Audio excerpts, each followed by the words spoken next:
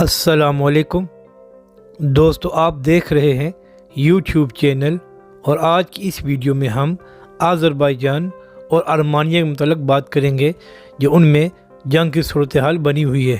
اگر تاریخی طور پر دیکھا جائے تو یہ دونوں ممالک اس سے پہلے روس کا حصہ تھے اور دونوں الگ ریاستیں تھیں۔ 1991 میں جب روس ٹوٹا تو یہ دونوں الگ الگ ممالک بن گئے، اور ان دونوں کے درمیان تنازع 1988 میں شروع ہوا تھا۔ اس پر مزید بات کرنے سے پہلے اگر آپ نے ابھی تک ہمارا چینل سبسکرائب نہیں کیا تو برائے مہربانی سبسکرائب کر لیں۔ اب بات کرتے ہیں کہ اصل میں ان دو ممالک کے درمیان تنازع ہے کیا، اور ان میں اکثر جھڑپیں کیوں ہوتی رہتی ہیں۔ جس علاقے میں جھڑپیں ہو رہی ہیں یا اس سے پہلے ہوتی رہی ہیں، اس کا نام قارباغ ہے، اور یہ آذربائیجان کا حصہ ہے۔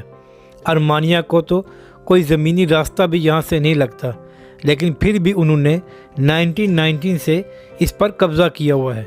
یہاں پر مقامی لوگ مسلمان ہیں، اور ارمینیہ کی فوج نے یہاں پر بہت ظلم کیے، جس کی وجہ سے تقریباً 1 لاکھ سے زائد مسلمان اب تک یہاں سے ہجرت کر چکے ہیں اور ہزاروں شہید ہو چکے ہیں۔ اس علاقے میں ایک تاریخی مسجد ہے جس کا نام مسجد ادغام ہے، جو 1870 میں تعمیر ہوئی۔ کچھ عرصہ قبل اسی مسجد میں ارمینیہ کی فوج نے جنگلی جانور باندھے اور اس کی بے حرمتی کی، تاکہ مقامی لوگوں میں اشتعال پیدا ہو اور وہ باہر نکلیں اور یہ ان پر فائرنگ کر کے ان کو شہید کر سکیں۔ اب بات کرتے ہیں کہ اس وقت وہاں پر کیا ہو رہا ہے۔ اگر دیکھا جائے تو دونوں افواج میں باقاعدہ ایک قسم کی جنگ شروع ہو چکی ہے، اور دونوں افواج ایک دوسرے کے خلاف اپنی اپنی کامیابی کا اعلان کر رہے ہیں۔ آذربائیجان کے صدر نے کہا ہے کہ ہم اپنے علاقے اور اپنے لوگوں کا دفاع کریں گے، اور ارمینیہ کو اس کی قیمت چکانی پڑے گی، اور ساتھ انہوں نے یہ بھی کہا کہ اب تک ہماری فوج نے 6 گاؤں ارمینیہ کی فوج سے آزاد کرا لیے ہیں، اور وہ وہاں سے پیچھے ہٹ گئے ہیں۔ بہت سے ممالک نے دونوں سے کہا ہے کہ جنگ بندی کی جائے اور مذاکرات کے ٹیبل پر آئیں، جن میں روس، ایران اور فرانس شامل ہیں، جبکہ ترکی نے مکمل آذربائیجان کی حمایت کی ہے، اور انہوں نے کہا ہے کہ ہم اس وقت اپنے بھائیوں کے ساتھ ہیں۔ ترکی کے صدر رجب طیب اردگان نے کہا ہے کہ ارمینیہ اس وقت ریجن کے لیے خطرہ ہے اور اس کا امن خراب کر رہا ہے۔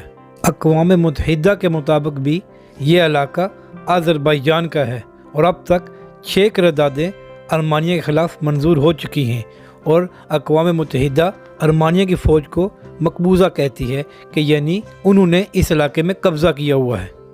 UN میں جو آخری قرارداد منظور ہوئی ہے، اس میں کہا گیا ہے کہ ارمینیہ کی فوج غیر مشروط طور پر یہ علاقہ خالی کرے۔ اب اگر حالات بہتر نہیں ہوتے اور ایک مکمل جنگ ہوتی ہے اور ترکی بھی آذربائیجان کا ساتھ دیتا ہے، تو ایک بہت اچھا موقع ہوگا کہ ایک اسلامی علاقہ ارمینیہ کی فوج سے آزاد کرا لیا جائے، کیونکہ اگر دیکھا جائے تو آذربائیجان کی تقریباً دگنی طاقت ہے فوجی لحاظ سے ارمینیہ کے مقابلے میں۔ اگر آپ کو ہماری یہ ویڈیو اچھی لگے تو اسے لائک اور شیئر ضرور کریں، اور ہمارے چینل کو بھی سبسکرائب کریں۔